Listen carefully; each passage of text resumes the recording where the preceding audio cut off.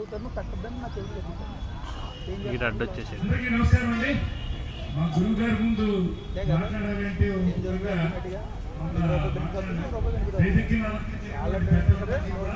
మరొకసారి నమస్కారం తెలియజేస్తూ డాక్టర్ నాగేంద్ర కుమార్, నేను CEO